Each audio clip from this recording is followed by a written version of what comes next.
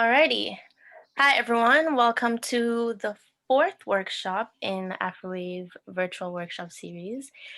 This week, we're going to be looking at artist management. My name is Karis. I run point for operations here at AfrowaveTO. Just a little bit about me. I am an artist. Started out solely on the creative side of things. And then I went to study music business at Harris Institute. And from that, have kind of gotten opportunities to immerse myself in the business side of things, which kind of led me to Afrowave here. And that's a little bit about me. I'll be moderating this panel as well as the panels for the upcoming week.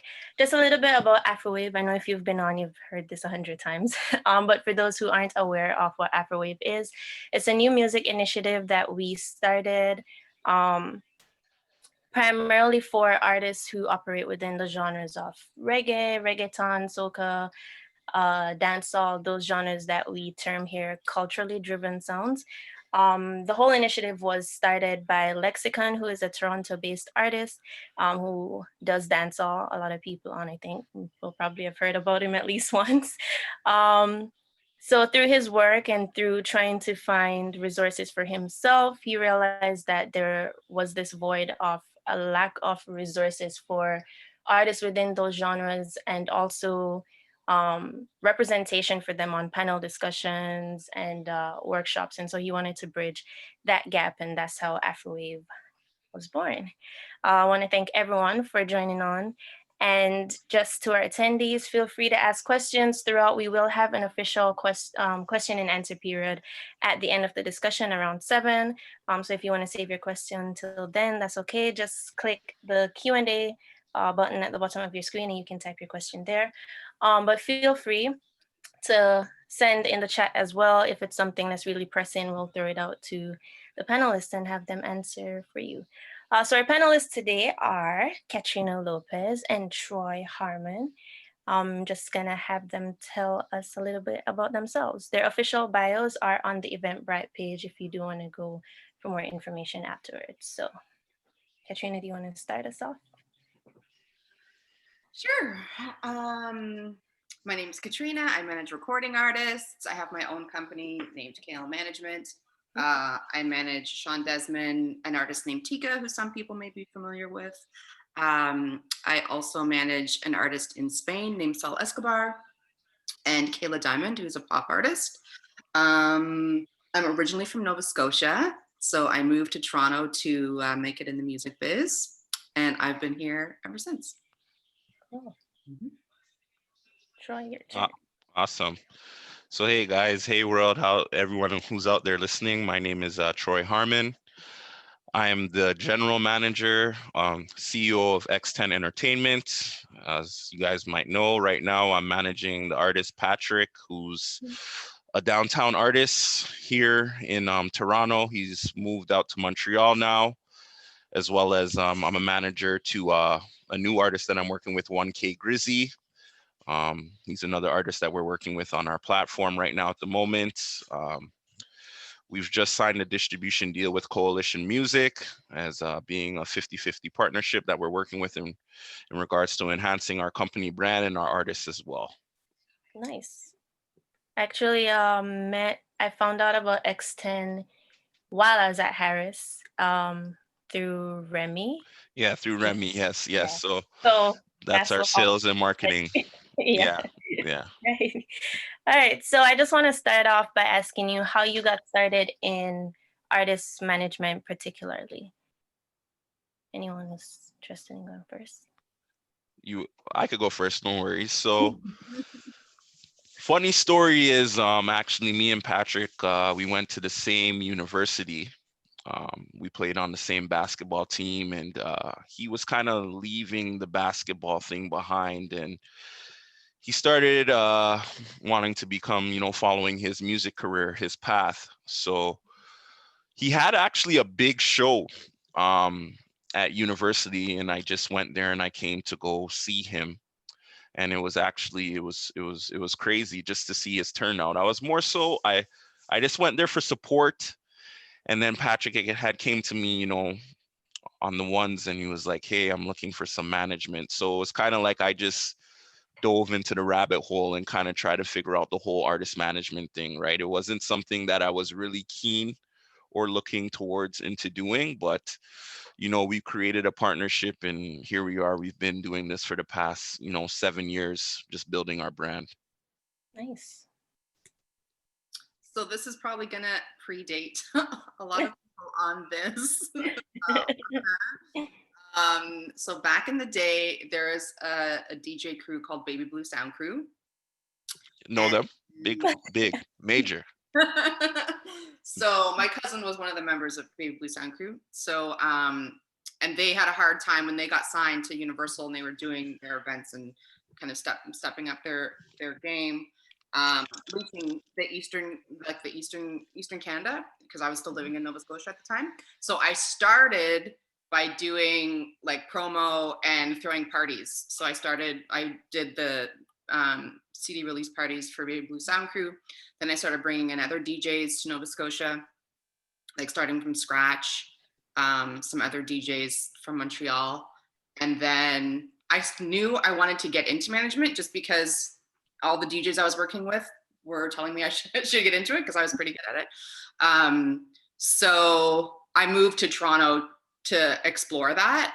And I got my first job at a booking agency. And my intent there was I wanted to meet a lot of people in a short amount of time. And like at a booking agency, there's like I wanted to either work for like a big concert promoter or, which at that time, again, predating, was like, I think House of Blues or Clear Channel. But I started out as a booking agent. Met a ton of people, a ton of artists who I still have relationships with today. And from there, I started interning with Lisa Zabitnu at BMG. And then she introduced me to different artists. So that's actually how I first got introduced to Shawn, because she had signed Shawn Desman to Vic Recordings. So that's how I got started. I was working with him before I started my own management company. Mm-hmm. And then 10 years ago, almost to today, I started my management company. Nice. Congratulations. Big milestone.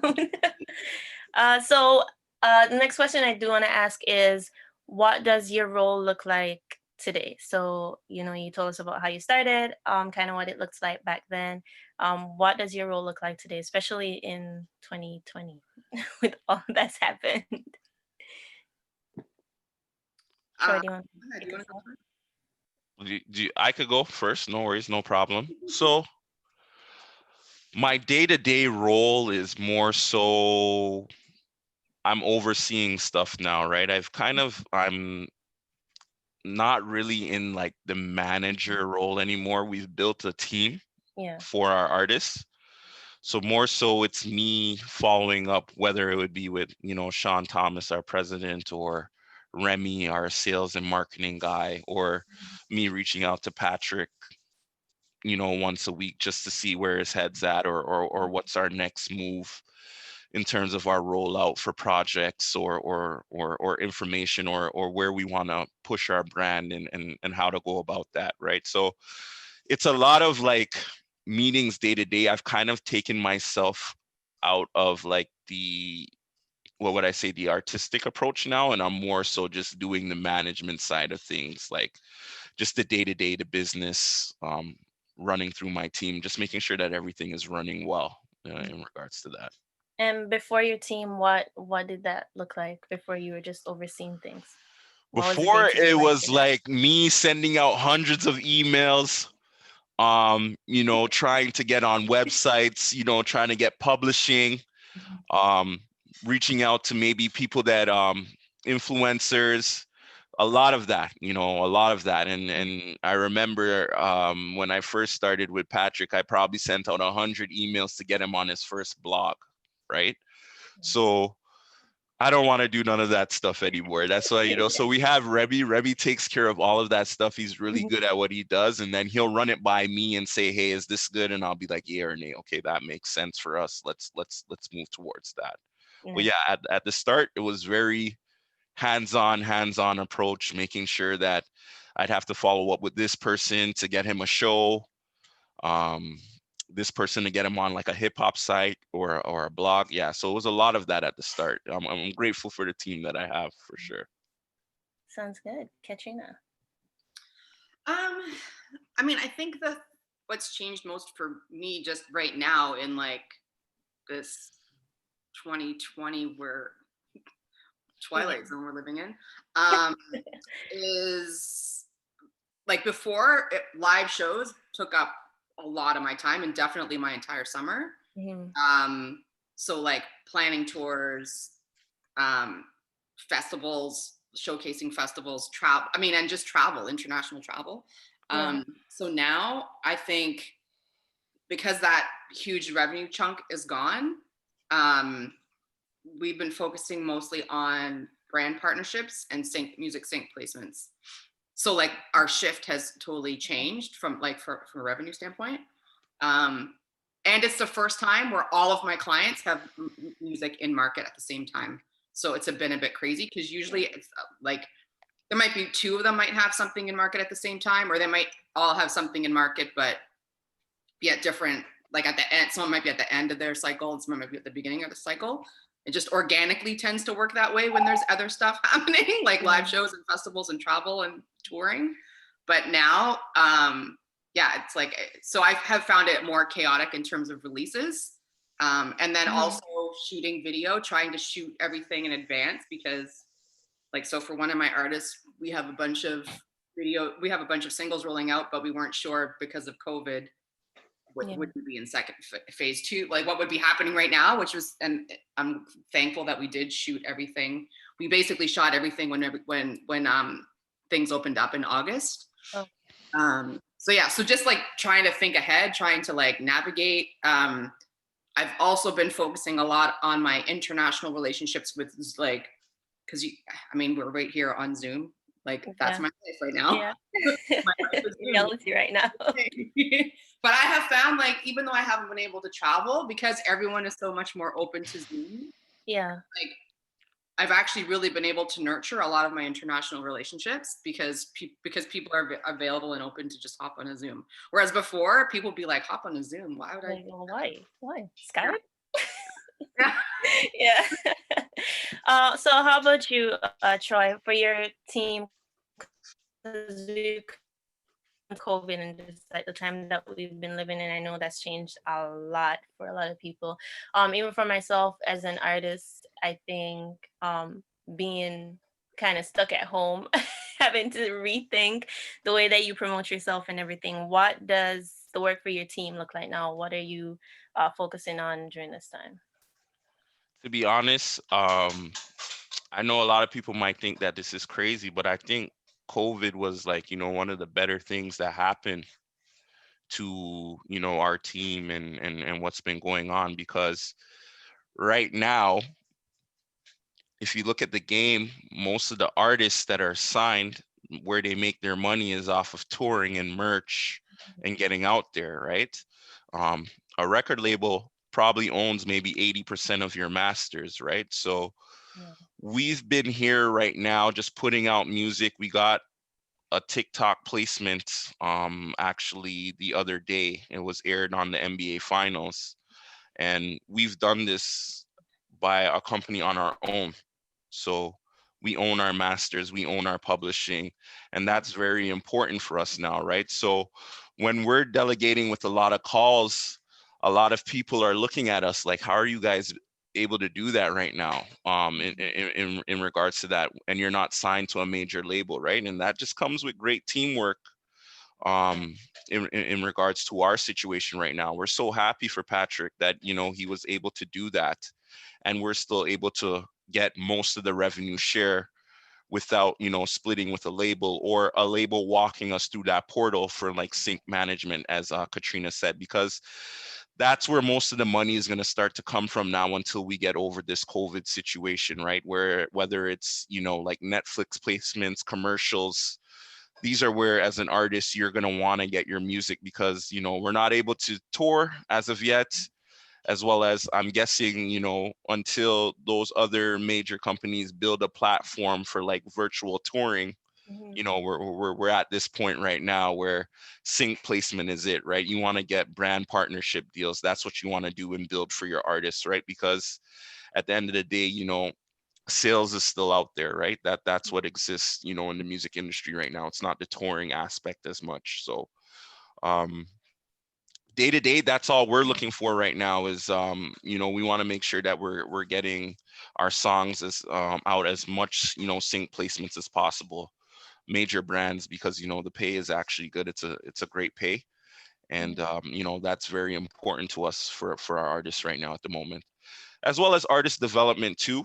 We want to make sure that, you know, you're building up your Spotify, you're building up your Apple Music, right? Because once you have that leverage, it's easier to deal with these people at the major labels. So, you know, they're not taking you for a ride, you know, in regards to, you know, your paperwork and your situation. Mhm. Sounds good. I think too, one thing that I've noticed, because every once in a while, like as an artist on Instagram, I'll get a message, "Hey, and my username. We've started this new thing." Blah, blah, blah. I have gotten so many of those messages over the last couple of months. I think too that the landscape is shifting for like new startups that allow for placements and so on. I think people have been forced to look at things differently. So there's so many different initiatives that are coming up now. I had one organization reach out to me about it's almost like a residency. So literally like you go on this site and you play live, but it's really regular. I think they're called sessions. So you get paid for doing it live, but it's kind of the same way you'd have a residency at a venue. So I think it's really interesting to see how that shift is happening and the opportunities I think that are opening up for independent artists as well. Like you were saying, like not going through that labor route and having these opportunities. So I think, and I've heard your opinion echoed amongst like a lot of artists too, in terms of COVID benefiting them in the way of them being able to get more music out or to shift their focus on what they're putting out there and the kind of brand that they want to put out there as well. Um, just to know, I noticed that we've frozen a couple times. If we do have a case where the call drops or we lose a panelist or you lose me, we'll just come back in and try to get everything started and continue the conversation for attendees and panelists as well. So next thing I wanted to go on to is challenges in your role. So this is COVID or no COVID. What are some of the things that you face in your role as an artist manager, or in your case, Troy, like overseeing the management of an artist? What was you said what was like some of the problems? Yeah, like, what are some of the challenges in your role as a manager, whether before when you didn't have a team as big as the one that you do have now, challenges that you face now, even COVID out of the equation? What are some of those challenges as a manager? For sure. Well, some of the challenges is, you know, when you're dealing with a group of people, right? Everybody kind of has their own say or own approach, Mhm. especially dealing with artists, right? Artists are more the creative type, right? Where Yes. my mindset, people more call me the suit, Yeah. you know. So when I'm dealing with my artists, I'm always telling them like, look, we need to have an approach when we're dropping music, you know, or a rollout, which is music terminology. You want to make sure that you know you're doing the best for your artists, right? I try to stay a little bit more out of the creative approach, as I've told you before, and it's more on the management side than I'm looking at things, right? So Mhm. some of the problems may be, you know, hey, I want to drop this song, but I'm like, hey, this song is, you know, you might want to build up towards this song as opposed to dropping it right now. That's a lot of things with a lot of artists that I'm dealing with as well too. Every artist I deal with, they go record a song and then they just want to go drop it right away. Yeah. Can't do that. You And need then a a couple of months platform. down the road, Yeah, you reconsider yeah. You your can't. excitement about it. It doesn't matter how good your song is, how great your song Yeah. is. If you drop it and there's no one listening or there's no platform or there's no marketing towards the song, Hmm. that's a wasted shot. You don't want to waste your shots on good songs, right? And there's a Yeah. process. You want to make sure that your song is fully mastered, you know, as well as if it's a song that you really believe with as an artist, you should go out and really figure out, hey, how do I get the rights to this song, right? Like, meaning that, you know, I don't want to lease the beat. I want to make sure that I own the rights to this song. So if someone comes to me and says, hey, we believe in this song, you're like, hey, I already own the rights to this song. How much money do you want for it, right? As opposed to someone saying, okay, well, we'll buy the rights to the song for you, and then, you know, we'll give you a percentage, maybe 5 points out of 100, right? Those are very important things that artists need to know. That's what I like teaching to artists. I don't like, you know, it's very important to, I know that you want to work on your craft as an artist, but you have to know certain things in the music business. So you, as I said, someone doesn't take you for a ride and then you receive a paycheck and it's $5, right? And someone is owning all of your music. But in regards to like the day-to-day problems, like now that we've partnership with a label, there's a lot going on to, like, you know, in regards to calls, whether it be Apple Music, Spotify, and you always have to be sharp as a manager. You always have to be on your toes because, you know, the role is always changing, right? As Katrina said, you know, building international relationships or just making sure that, you know, you're doing the best by your artists, right? Which is very important in regards to that. Katrina.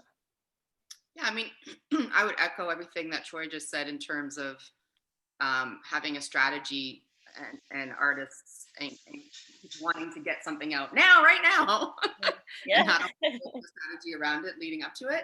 But the biggest challenge for me as a manager is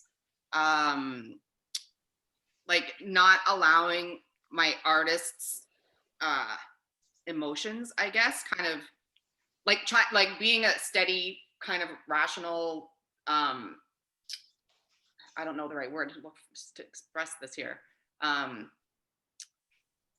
Just like a steady constant, like, and so, because I'll just give you an example, it's easier. So like artists will often like, because it's their art and it's part of them that they've put out in the world. And let's say it's not hitting, like, it's not reacting at radio the way they wish it was reacting at radio, or they're not getting the press that they wish that they were getting. And then they're going to come, they're like, well, how come they're not doing this? How come this isn't happening? How come you got to call this? And like in my early years, I'd be like, oh my gosh, like, how should I be calling down radio people and yelling at them about this? Or should I be doing this? Like, because their emotions, it's hard.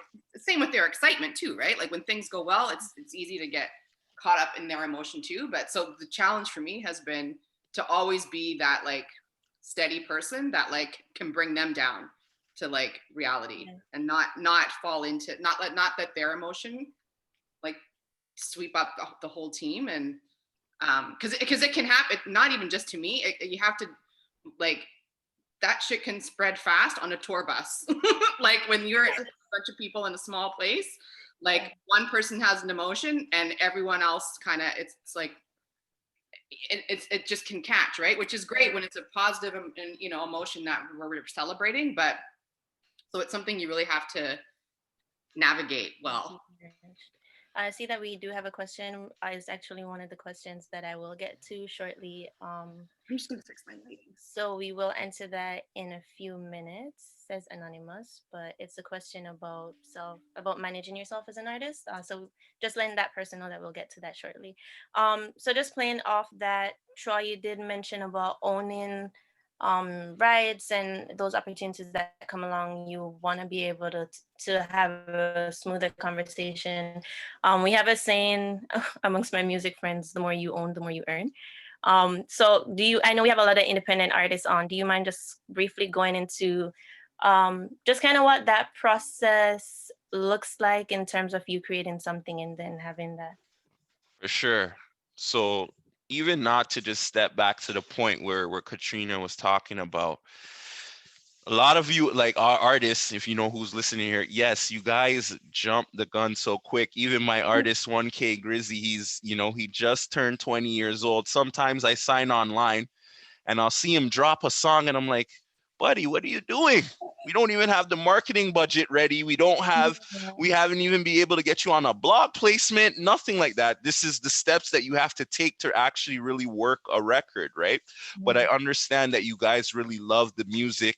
It's near and dear to you, but then you'll come back to the manager like, hey, where's the traction? And I'm like, listen, you didn't take the necessary steps. It's a process to build towards to where you need to go, right?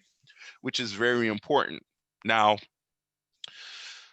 to your question now, I'm very big on independent. I'm very big on independence, right? I'm very big on you should own at least, half of your music, or as well as you should be putting, money into your craft, right? Um, it shouldn't work where I'm just putting up all this money and then, you're not putting money into your craft, because then I should have a bigger ownership because I'm the one that's taking all the risk, right? So what I truly try to break down to artists, everyone laughs at me in my group chat that we're in. I'm like, you know who my favorite artist is, and they'll all tell me, oh, it's Russ, right? And I tell them, look, before you guys even want to deal with, a major and jump into the big leagues, you Mm. should already have a catalog of maybe of 100 to 300 songs where you're making money off of that catalog. So you own that catalog. That's your revenue, because when you start dealing with majors, you only get one shot, right? If your album doesn't do well, your singer doesn't do well, you're shelved. And Yeah. then you're in a problem. You're in a problem, like, I can't release no more music because you signed away your intellectual property Mhm. to this company, right? So you'll see a lot of artists that are unhappy because it's, hey, how am I going to make music, how I'm going to survive. So my main thing with my artists is I love to educate them on, hey, if this is a real song that you really believe in, let's reach out to the person who made the beat for you, so we could pay them, Yeah. so that we own it, so that when we take it to radio, or when we take it to a sync placement, or we get it on TV, or we get it on Netflix, we know that most of that money is coming back to us, right? That initial investment that we made, which is so important for artists, right? um what I would say is, because a lot of artists, they're young. You're 19, 20, you're sitting down with an established person, and they're telling you, okay, well, here, we'll give you $5,000 for all your rights, or $10,000, and then you make a song and it grows $10 million, or no, $1 million, and then you're like, hey, Mhm. I didn't see no money back on that, because we already gave you the initial upfront price Yeah. for your masters, right? So I always preach that. I always preach, before you even deal with a record label, you should have at least 100 to 300 songs on any platform: SoundCloud, YouTube, um, Spotify, Apple Music, and you know that you own the rights to that music. So you're making money off of your back catalog before you deal with the majors, because it's a very dangerous game when you start dealing with those kind of people and you're not performing, right? This is two words, as Ice Cube, when I always deal with all of my artists, I tell them two words you need to understand about this industry: music business. Don't get it twisted. It's a business. Yeah. If I'm putting up money and I'm investing in you and I don't recoup my money back, you're going to be in trouble. Yeah. And I think it's ironic that you should say that. That's one thing we've had echoed for the last three workshops. It's that trying to drill into artists that they are a business, not just an individual that's creating art. But if you want to do this professionally, that there you have to treat it like a business. Um, I know we want to stick to the artist management side of things. If you are interested in hearing more about rights and royalties and contracts, we do have a workshop on that coming up on November 10th. So you can join in for that one as well. So there is a lot that's involved in managing artists, and there are a lot of artists on, I know, that manage themselves. What are some of the recommendations, advice that you can give for these artists in terms of hitting as many of those points as possible on their own? Uh, so, like, if you manage yourself Yeah, as a yeah. What are some of your recommendations and your tips and tricks?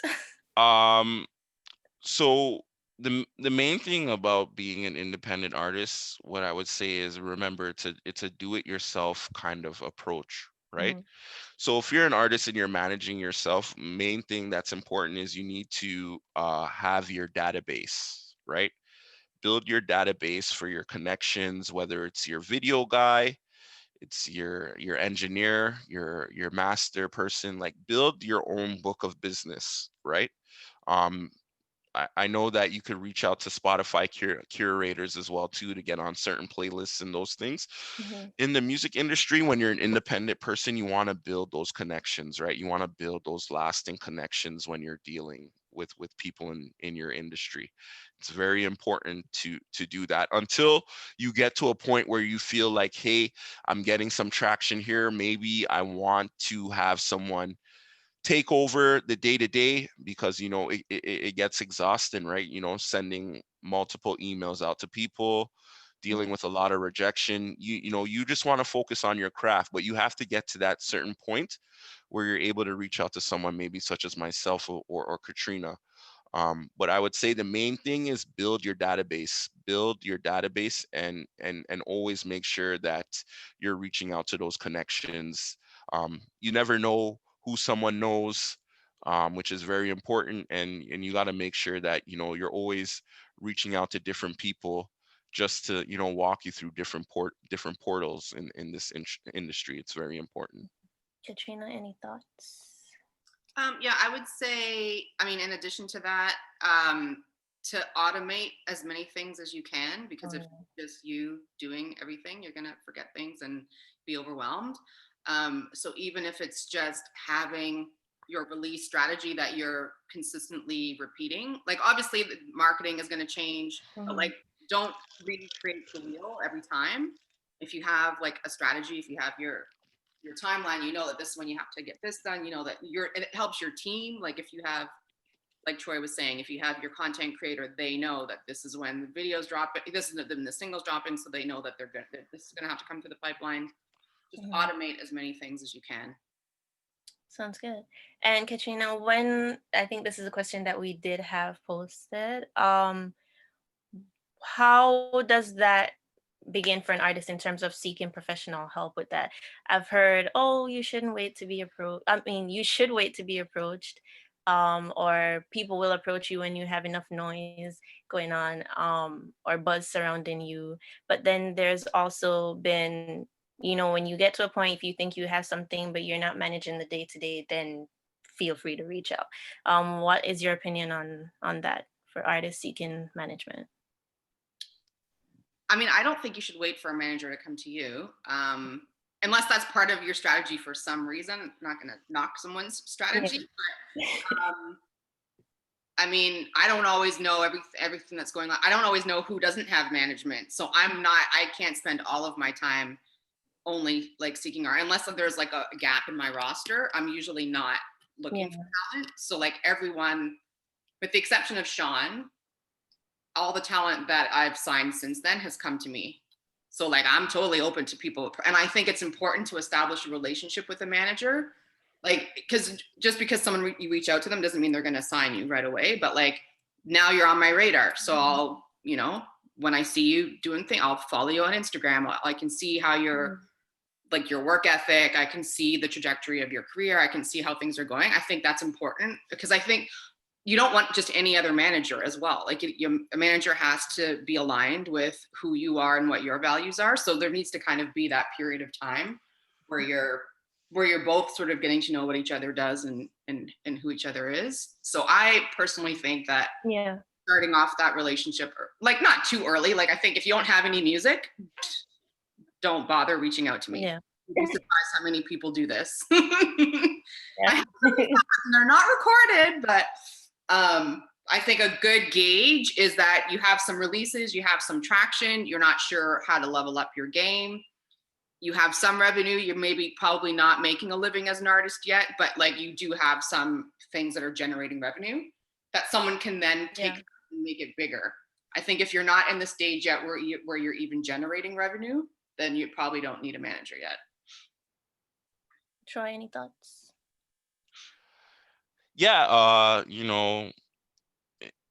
for me, like my approach is a little bit different. But it's same as Katrina's. Like me, I'm always looking, right? But mostly how most of my artists or people work out with me is like word of mouth, like you said, or people have seen what I've done for Patrick, and then they're like, okay, this is an opportunity that I want to take. But like as you're right, what Katrina said, like, don't waste my time, and I don't want to waste your time, right? If you're not there yet, you shouldn't really be reaching out for someone to manage you. But if the talent is there, I rather work with an artist that isn't really, they're not there yet, because you're dealing with a lot of egos in this business, right? Like me, I like to really nurture a lot of my artists, build from the ground up, grassroots, see their first placement, and whether it be their first sponsorship. Those are things that are like important to me, right? Because when you build it on family ties, it's a little bit easier, as opposed to just, okay, I'm a big star, or a person thinks they're a star and then like manage me. Like I don't want to deal with those headaches. I'd rather build with someone from the ground up. So like how Katrina said, we know each other's personalities, we know each other's tendencies, we've been in the war room together, and we've seen your process grow from getting 1,000 streams to 10,000 to 50,000 to 100,000 to 1 million, right? So Mhm. that's the thing that I would say is you got to take your time when you're looking for a man, and you want to look for the right person too. And I'm pretty sure a lot of artists, when they reach out to someone like Katrina or myself, they're looking to take the next step. And it's not just management, they're looking for funding as well too, right? They're looking for someone that could put them in those right channels to get their song to sound better, Yeah. or to get them a placement on radio, or for us to use our contacts, for them to get them on TV, things of that nature. But you got to build, right? I've learned a lot with music. It's a process, and you can't rush the process. Even with management, like it took me a while to get here, like reading different books, or looking at some of the top music execs in the industry, figuring out their approach. So Yeah. don't rush your process when you're becoming an artist, right? You have to take the necessary steps Mhm. to understand, to build your platform, and then be grateful with your platform as well too. um yeah. And how do you know when an artist is a good potential client for you? What are some of the things that you do look out for from the get go?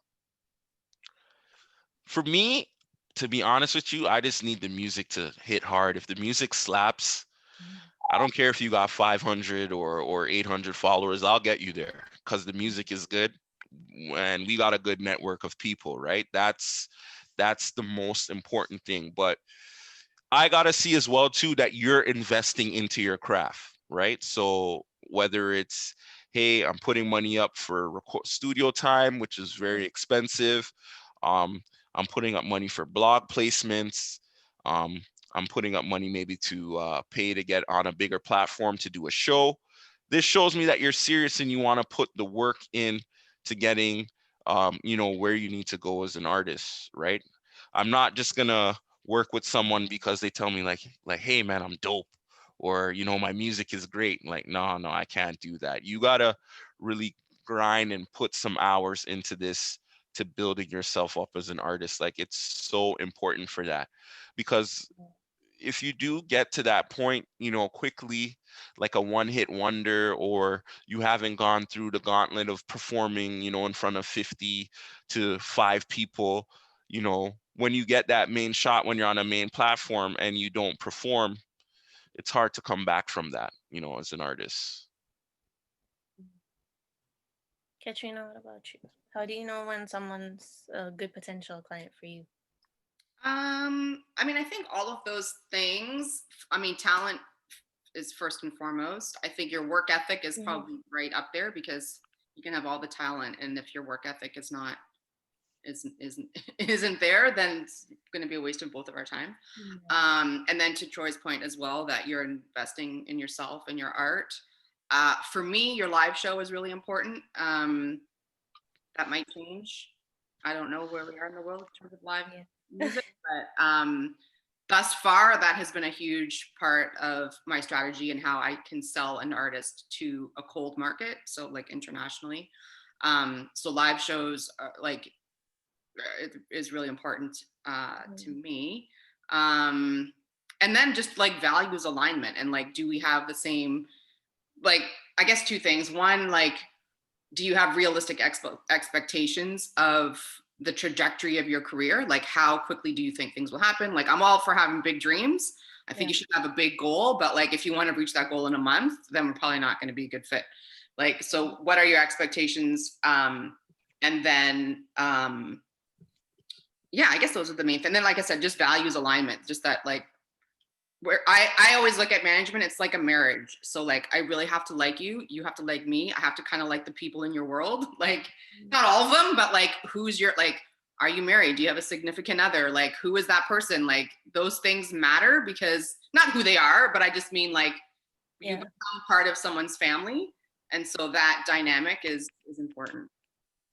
And just to reverse it for the artists that are on and probably interested in, what are some of the things that they should look for in choosing a manager? There's been the discussion around they make a commission, or, oh, this person is going to tell me I need to pay them right up front for the work that they're going to do for me. So what are some of your thoughts around that in terms of what artists should look for in a good manager? Feel free to gloat if you think you do something really well as as a manager that is important. I think it's the similar things. Like, it's not going to be the same for every artist. So I think it's important for an artist to look at what their goals are and who they are as an artist and what's important to them. Yeah. But I definitely think values alignment is really important, because that's the quickest thing to fall down if you're signing with the wrong label or management or any team. So I think that's like kind of the first thing. And then depending on where you are in your career, like how is this person going to get you to the next step? Like, is it their experience? Is it their contacts? Is it their network? Just, yeah, do you like them? Like, I know it sounds so like, yes, it is a business, but like, do they believe in you? Are they gonna like make, like, when you release your song and it does nothing and it's crickets, are they going to make you feel good? Are they going to be a cheerleader? Are they going to figure out how to do this better next time? Like, what, like, because this is someone who's, like Troy was saying, we're going to be in the war room together. There's going to be highs and lows. It's like, is there that synergy? I think you obviously want someone who is business minded. Yeah. But I think a lot of the other things are like, it's really specific to an artist and their goals. Troy, anything from you on that? Yeah, just to piggyback off of what Katrina said, is the vibe has to be right? You know, as a manager, this is a 24/7 business. Trust me, my phone, because you got to understand, when you're taking on an artist's responsibilities, that's me, like, basically just backing you up 24/7, going to war for you, you know, telling you, fighting against, execs, like, you need to go with this guy, this is, or girl or female, this is the person that you need to, be in place with, right? You got to find someone that really, really believes in you. They believe in your talent, and they're not going to take no for an answer, right? That's what you really need in terms of management, because a lot of people, they could say that they're a manager, but like, a manager is like, you got to go through a lot of portals in this music industry. I'm telling you, like, and I haven't even been through all the portals yet, right? So we've been there, we've sat in a lot of rooms and people said, no, it's not baked yet, it's not ready, it's not done. But you have to have someone who's business savvy, as well as you have to have someone, when, if you ever do make it to that, where someone is saying, here's $500,000, or here's $2 million for your intellectual property, your manager knows what they're doing in regards to, hey, I'm not looking for me first, I want to make sure that my artist is taken care of. They're not shelved, or there's a problem, and then they're looking for new management, which happens a lot, right? So those are some of the things that I feel that are very important. As Katrina said, it's more me. I want to connect with someone, and make sure that, like, we're on the same page. I don't want it to just be a business relationship. If I'm your manager, there's still some type of friendship there, but like, the business is always first. But we can look back on our life and be like, hey man, we did a lot. we did a lot together. And that's what I'm looking with a lot of my artists right now. Is like, you remember the process of, us starting, performing only in front of 5 people, and now look, we're performing in front of 500 people, right? So you Yeah. want to have someone that really has your best interests at heart, Mhm. right? Not looking at you as a check. Look at someone that really loves your music, knows all the words to your lyrics. I know all the words to all my artists' lyrics. Like, I'm their number one fan, to be honest with you. And then I'm pushing it on the world. Like, you guys got to listen to these Yeah. people here, right? So that's the most important thing for sure. I see that we have some questions. We'll get to them shortly because we are approaching the question and answer period. But the other thing I wanted to talk about is, so you've decided that this person, or um, both the artist and the manager have decided that this could work. This is something that we do want to jump into. What is the process after that? After you've both kind of chosen to work with each other? I mean, logistically, or I don't. Like, what does it look? So, like, you manage TiKA. I'm familiar with TiKA, so I'll use her as an example. Once you kind of decided that, yeah, this is a relationship that you want to pursue in terms of artist and manager, what were the next steps for you? How do you determine what the next step is for you and the artist together? With you being their manager. I think again, it does still depend on the artist. So, for example, if an artist is a songwriter as well as a producer, or is the artist, like, where are they in their career? Where are they in their project? It's mostly downloading their, like, all of their work, their life, like, kind of getting into their world. It's a process to, like, kind of get up to speed on everything, and then again, kind of like going through the process of what their goals are, what their values are. And the values part is like for our relationship, but also for, like, if we're going to be looking at brand partnerships, I need to know if there are brands that you definitely wouldn't want to work with, or if we're building our team, like, what's important to you? Like, do you only want to hire women, for example? Like, those are things I need to know. Or things that we decide together. Like, so I think it's like really like it's like a downloading process of, like, downloading everything. Yeah. And then creating a strategy. But, like, sometimes when I've signed an artist, it's like they're in full creative mode. So, like, it's not as urgent to create the release strategy then, when it's just about, like, getting them in the studio with different people. Like, maybe they've always been working with the same people for a long period of time. Like, I can give an example. I have an artist who, she had been working with a lot of, like, great producers, but, like, all kind of older white male producers who've done some great work. But she's a young queer Jewish artist who, like, so she was in the studio with people who couldn't necessarily relate to what she was doing or her experience. So, like, we shifted a lot of, like, things around. Like, who do we want to have as the team around you? Like, who let's just mix things up and put some different songwriters in the room, and put some different producers in the room, and see what sticks, see what doesn't. But, like, and even that process, I think, can give you confidence in terms of, like, your own, like, how you value your own art and your own work and your own contributions. I don't really know if that answered the question. It does. Yeah, basically it depends on the artist and their goals, and kind of where they want to go with their career, is what you're trying to say. Yeah. Okay. Troy, anything from you on that? Yeah, I think what Katrina and your question is kind of getting towards is, like, look, as a starting artist, you don't need no paperwork, because I can't get 20% from you because you haven't grossed any revenue, right? What I would do is, if an artist is coming to me, I would tell them, like, look, this is like a development deal. We'll put some stuff on paper, whereas I won't take any money from you until, I walk you through a portal where someone is looking to offer a substantial amount of income in regards to you as an artist. But what I will do is I will handle your day-to-day. So we'll handle your marketing, paying for studio time, or putting up maybe half of the money for your studio time. But if I get you a show, I won't take any money off of the show, because, when you're starting up as a new artist, all the revenue that you receive, you got to throw it back into your career. It's like a burning fire, right? You want to make sure that that flame keeps rising, rising, rising, rising until you fall on the eyes of people where they're like, whoa, who is this person? You know, they're rocking out shows, they're doing their things on platforms, you know, they might be getting editorial playlists on Spotify, you know, they've gotten a couple of partnership deals.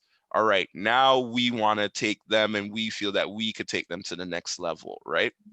Um, that's kind of like how it would look in regards to, like, you know, an artist management, like, you know, partnership, right? But for the most part, when people are starting out, it's like, man, you're not even making any money. I'm throwing money into I'm losing money actually. So, but you know, once you get to that point, you want to make sure that, hey, all right, this is what's on paper. You know, the percentages are right. You're happy, I'm happy, and then, you know, let's continue to build yourself up as an artist, right? And make sure that, you know, you're happy with how your career is moving and what's going on. Sounds good. I think we're just gonna hop into questions because we do have a few here, and I think it plays right into that. So if you do have a question as an attendee, feel free to put it in the chat or in question and answer, and we'll get to it as soon as we can. But just playing off what you were saying, Troy, we have a question here. Is there such a thing as a manager charging you too much? When is a good point to know if someone may be taking advantage of you? For sure. So if you're in the start of your career and someone is, you know, they're taking money off of you, definitely I don't think that's good managerial skills. Mm-hmm. Um, to be honest with you, I haven't taken a cent off of Patrick as of yet, right? We've just closed a major deal, but at the same time, it's not there to a point where I feel like, hey, I should start dipping into the pot or taking money. I always want to keep reinvesting, you know, in your artist, and especially if you're doing it on a do-it-yourself approach, you have to, right? The difference between a do-it-yourself approach and dealing with a major is they already have marketing budgets set aside for you. They already have teams that are looking to handle your single or your project, right? As opposed when you're doing it indie, you want to make sure that you're just keeping, you know, you're keeping that fire alive, that, you know, hey, I stepped through one portal. Now here's the next step. I want to be on radio. I want a radio campaign where my song is spinning on the hour every hour, so that, you know, more people are following my brand, so they could follow upon me on maybe TikTok or an IG, right? Um, then when you start getting to the points where it's like, hey, we're dealing with serious money here, like, you know, from this point forward, you know, if you're an artist and you're charging, you know, anywhere from like 10 to, you know, $20,000 to maybe get your work done or a performance, then yes, that's when, you know, you start saying, here's the 20% that, you know, this is my management fee, right? As opposed to if you're an artist and you're just starting off and someone is, hey, you do a show and you get $100 and someone is taking your money from $100, that's crazy. Like, don't do that. Let the artist keep the money. That money's supposed to be going into maybe merchandise or studio time, or, you know, buying the rights to your beat. You know, like, don't try to steal from your artist in the early beginning, because you won't be rewarded when, you know, they do take you to that next level. That's very important. Katrina, any thoughts from you? Well, I think, I mean, if someone's asking, like, what is a standard commission, then I could say that, like, for an experienced manager, it'd be 20%. I don't think you want to pay anyone more than that. If it's the less experienced manager or someone who's not experienced at all and is a homie who's helping you out, then I would say 10 to 15%. And I think in terms of like I don't think you would pay a manager like I think there's a difference between having a consultant who's helping you build your career and like a manager. Like, I think if someone's signed to my roster, then I'm commissioning their revenue. But like, I do work with artists who are like young artists who, you know, don't have contacts and don't have contacts with producers and songwriters. Mhm.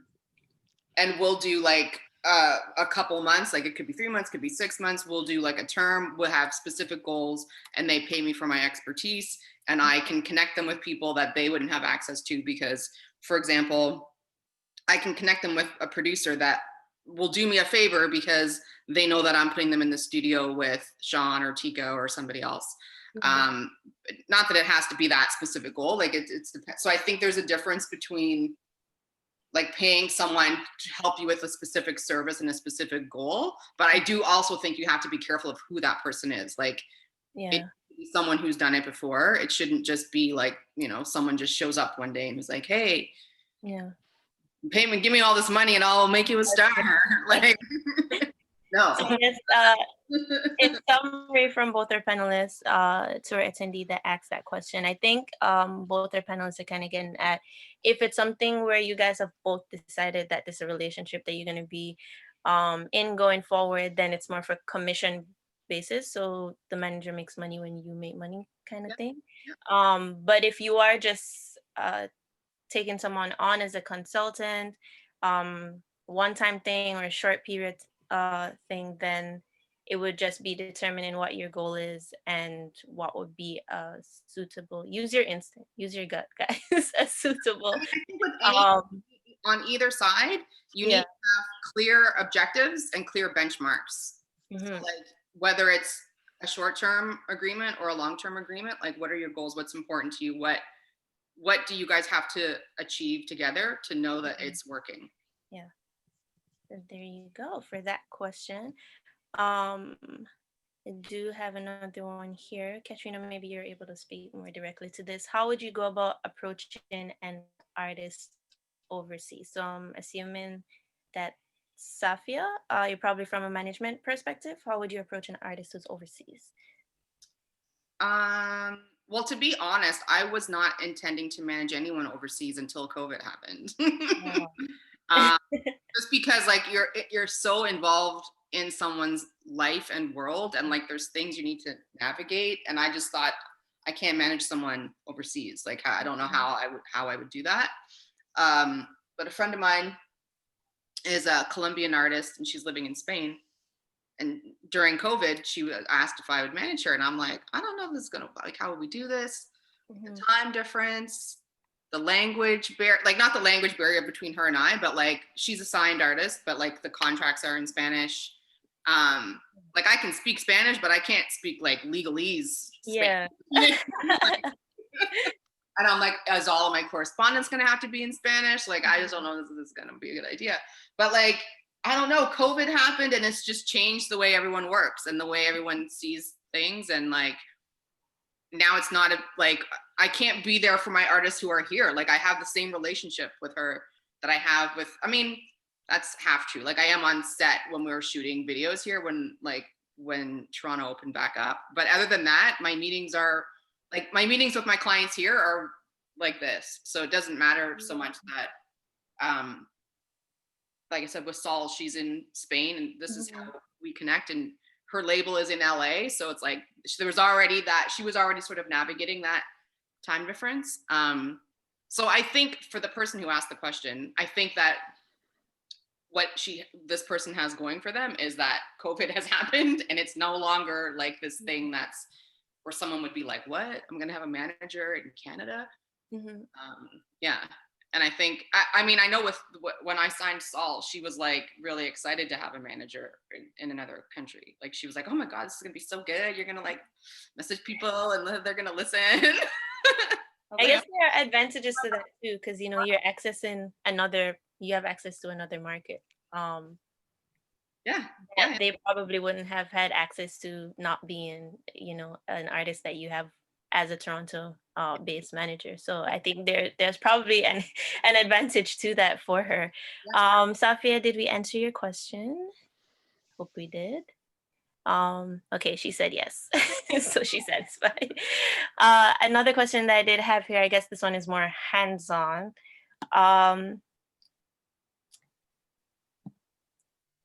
Troy, this may be for you. How would a rapper that uses 90s style rapping tips on how to stand music from your management perspective. Well, it kind of cut out a little bit. Can you try one more time?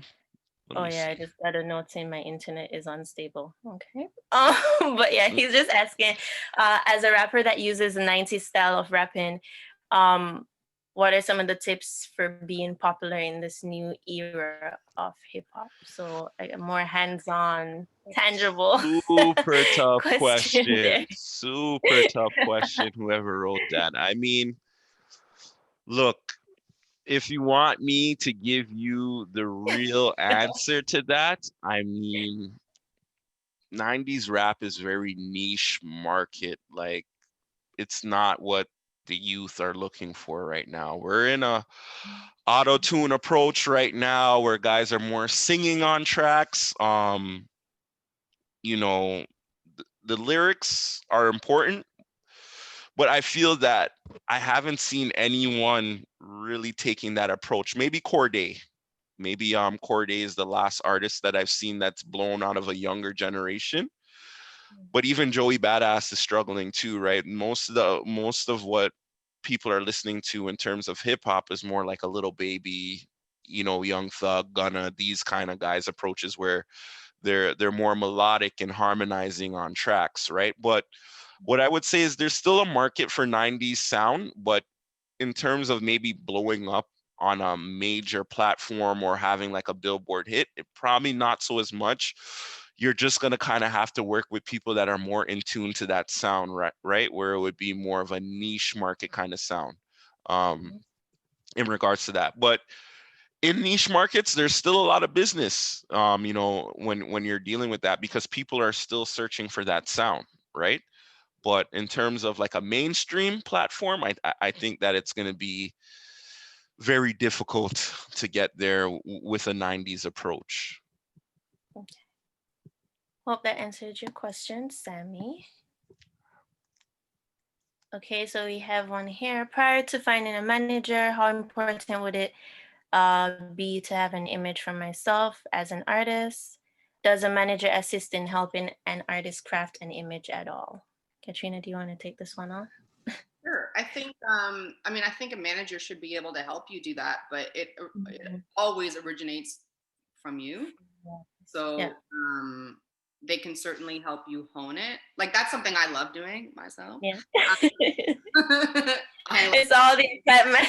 that, but like it does start with you. Because I don't want to create something like an image Yeah. for you, right? It's like, no, how Yeah. do we like make your image more like succinct, like and your brand more succinct and like Mhm. concise for an audience to be able to like remember like immediately. So that's not like all these hundreds of things you're trying to like portray. Mhm. Like, no, we have to make it more concise. So I think it's great that like I think that artists should always be kind of working on that because it will help you always be able to know Mhm. yourself and your own like identity, brand.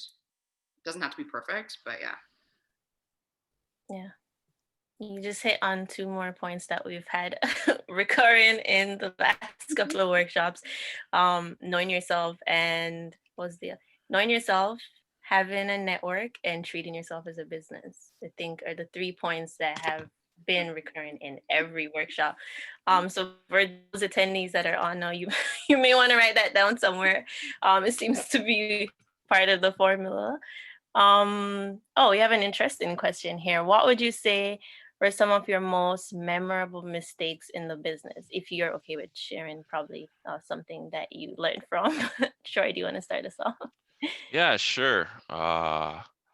One of the biggest mistakes was I actually tried to bring DJ Envy from the Breakfast Club. Actually, I did bring him down, but we brought him down to showcase Patrick, Mhm. and we didn't take the necessary steps to build the event. It was my first event that I was trying to put on, right? Like a club performance for PK.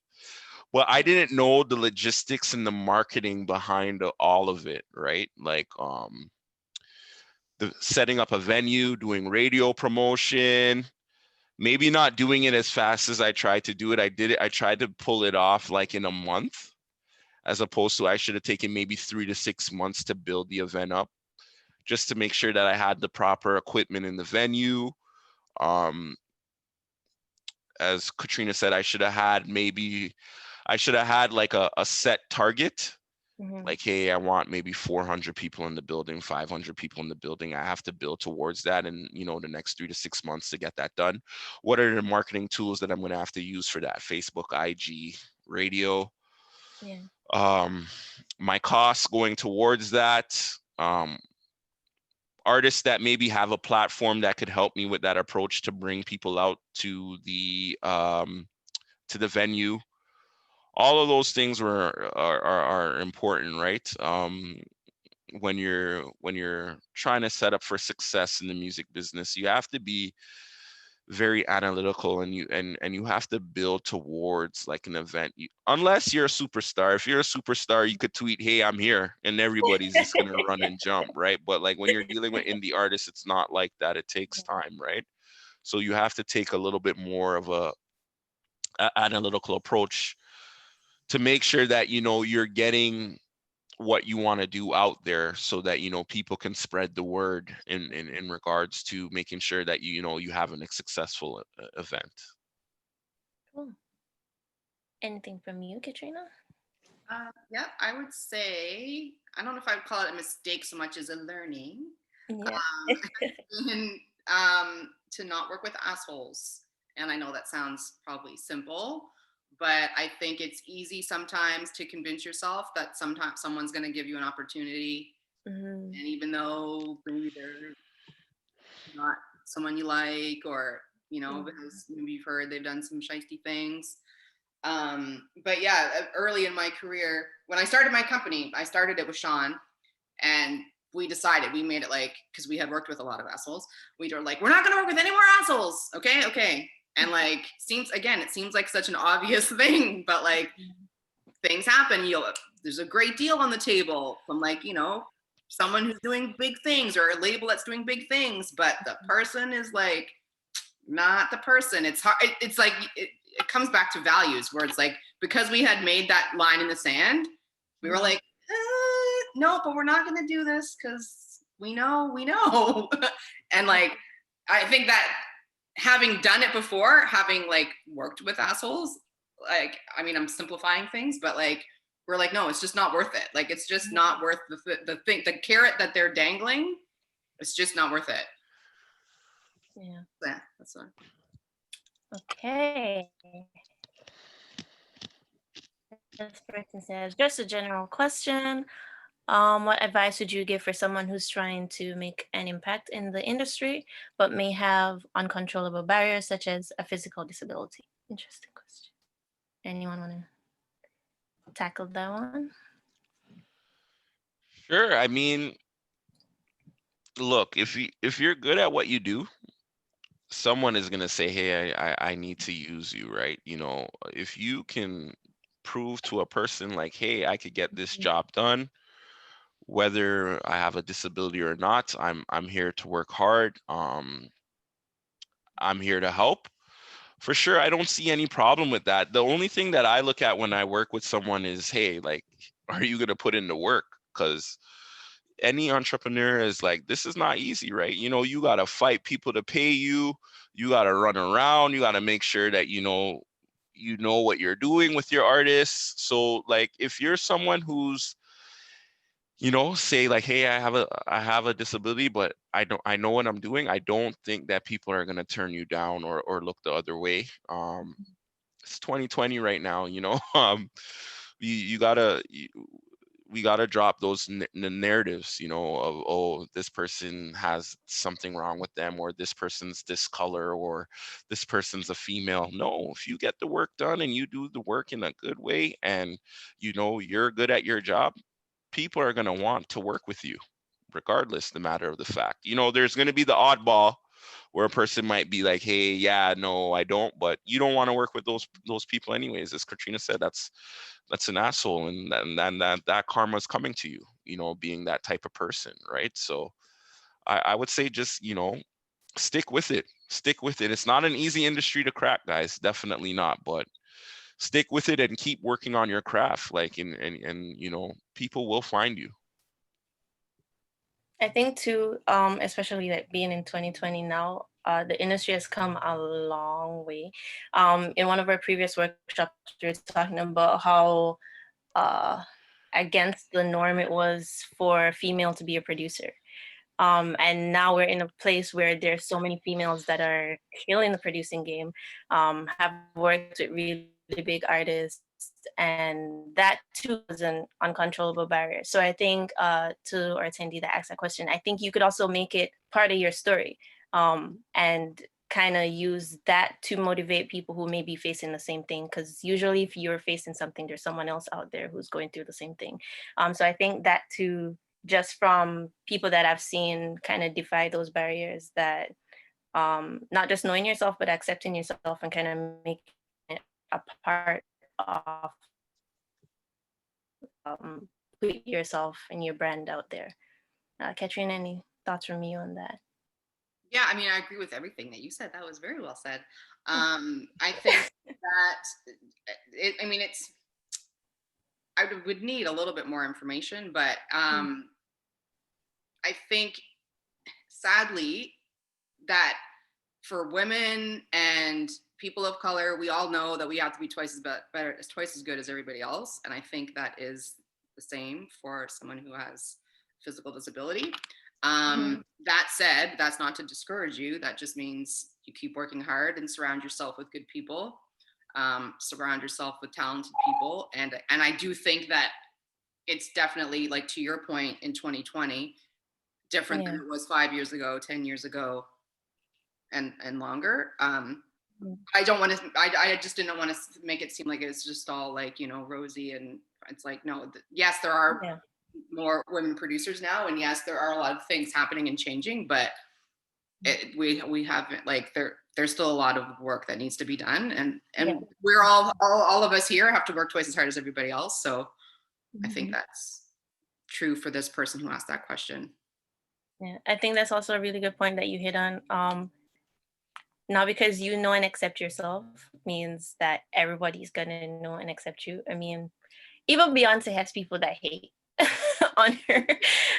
So just kind of, I guess, echoing from our previous workshops too, just having that kind of thick skin where you have to say, this is who I am and this is what I'm putting out there. And there are going to be people, you know, as Katrina said, it's not going to be all rosy. Even without barriers such as a disability or your race or your gender, you're going to face people who aren't into what you're putting out there. So it's just about how you combat that or ignore that if that's, you know, your strategy. I think we kind of answered this question, but it says, what does a manager specifically do for an artist? I asked this because the first manager I had was giving me beats, more or less, and I was recording with him. I was paying him too much. Okay, so I guess for Brandon, from what our panelists have said, I think it kind of covers more of a manager finding out what your goals are, and helping you to reach those goals, essentially. So whether that's connecting you with people, helping you with branding, and going back to the point of they are not just interested in you, they're invested in you, because essentially most managers do work off commission, and that's kind of the expected norm. So they make money when you make money, and it sounds more like a producer who was trying to be a manager as well. So you kind of have to, I think that's a good thing to address as well, as this person trying to put themselves on the artistic side as well. Are you an artist working with another artist, or are you an artist working with a business-minded person, as Troy pointed out earlier? So I think that would be a good thing to address as well. Anything from Troy or Katrina on that? No, I think you answered that well. Yeah, you answered that. I mean, art managers do that, like, but you try to stay out of the creative process. Like when I first started, I was sitting in on a lot of music sessions, and I still do, to give them one, like, you know, one or two pointers here or there, but managers should more handle on the business aspects, Yeah. right, as opposed to like giving you music and creative direction, that's a producer side. If like, Yeah. someone who's executive producing your work. Yeah. Yeah. I think at the end of the day, it comes down to you. The reason you're trying to find a manager is to help you with the day-to-day aspect. Most artists kind of struggle with that business side and that like operation side of thing. So if you're working with another artist, they're probably going through the same thing, trying to help you with the same thing. So I think that's where the problems come in. You, as you said, Brandon, end up doing everything yourself. So you do want to be wary of those kind of relationships as well. Another question from Sammy. I don't know if we can directly answer this in terms of who was the most egotistical artist. We don't want to put anyone in that kind of position, but I'll rephrase it. How do you have you ever come across someone who was very self-centered or egotistical? And how did you work around that? How did you address that? We don't want to put anyone on spot. I mean, I haven't worked with any, like, I mean, and maybe this goes back to the question we asked earlier on, like, who I would work with. And one, Mhm. I would not work with an egotistical artist. It's too much. Yeah. So, like, I haven't worked with anyone who in that way. And I feel like when you rephrase the question and said, who, like, how have you, what did you say? How did you navigate around someone who has been? Kind of how you work around that. Yeah. If Yeah, I someone's don't think very that those egos have been artists. I think those egos have been like club promoters or label executives. Mhm. They have been other parts of the industry that have tripped me up. Yeah. I had to navigate. It hasn't been. I'm not saying that there aren't artists who are egotistical. I'm just saying I don't manage them. So like, Yeah. have not been on that level. It's been somewhere. It's been, yeah. Yeah. Now that I think about it, it has mostly been like club promoters. Interesting. Yeah. Troy, anything from you? Uh, I mean, in this industry, you gotta have thick skin, right? Uh, we've come across a lot of people. PK did a show in Montreal. He actually opened up for Cameron.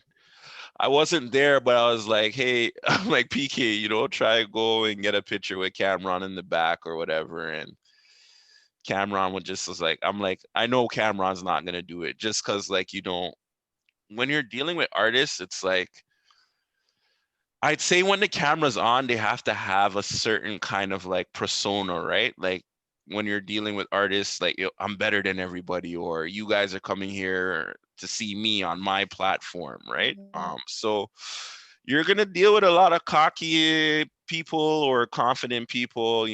It is what it is. I think that approach is gonna start dying with the whole artist model, because what we're seeing now is a lot of these people that we think that are famous and they're getting all this money, they're only moving like 30,000 units, and it doesn't make sense. Like, so there's a disconnect there, right? Mhm. Whereas you look at more people who are taking the humble approach, Yeah. reaching out to their artists, thanking their art, not reaching out to their clients or people who believe in their music, saying, hey, thank you for taking the time to come out to my show. I know that Mhm. this is a hard time and you're still giving me money to support my goals and my dreams. you we're going to have to start taking that approach moving forward. I feel like the whole celebrity thing is dying, right? That Mhm. narrative is dying, and it's going to die with this COVID situation, because I feel that COVID, this is just the beginning for COVID, right? It's going to be maybe a 2-3 year process. And they also already said shows are the last things that are coming back before we even, we get, the vaccine and all of that stuff. And that's going to hurt a lot of people, right? It's going to hurt a lot of people in regards to that. But yeah, you're always dealing with egos when you're dealing with millions of dollars in an industry that's $1 billion industry. You're going to be dealing with egos, especially on the higher level, right? So yeah, but you got to be confident yourself too. Know why you're here, Yep. know your purpose, and you'll be fine. You'll be able to deal with those kind of people. Okay. Any other questions? We're coming up on 7:30. Going, going, gone. Okay. So we just want to give our panelists an opportunity to kind of gloat about what they're doing. Anything they want to make you aware of. Troy, anything? I know you just had that, like you said, the distribution Yeah, partnership coalition. Anything else that we can look out for from for X? for sure. Anyone who's listening, if you're watching on TV, you'll see the TikTok Canada commercial, High End. Um, Please go follow my artist X10PK. Go stream High End. It's on Spotify. It's on all channels. I think that it's going to be on Flow 93.5 as well too. Not too long. I think we just worked that out.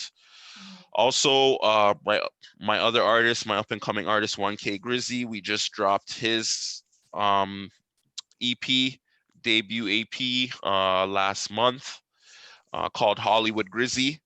You'll be able to find him on all social platforms, 1K Grizzy. So that's one, the number 1K, and then GRIZZY. He's definitely an up and coming artist that we have that we've been working and putting a lot of time into. Also, we're working on a mixtape. I believe Shawn is working on a mixtape with a new artist under X10 called X10 Uza. She's a female artist, so we're going to be working with her, developing her career as well too.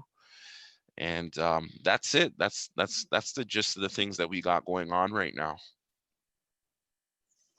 Actually just connected with Uza a couple months ago.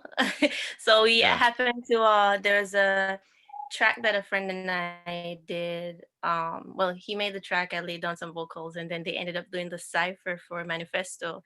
She was on that cipher for Manifesto with that same beat. So we ended up yeah, yeah. small world disconnecting. She killed it. She killed it. It was Yeah, so good. It was so yeah, good. yeah, yeah. Anything from you, Katrina?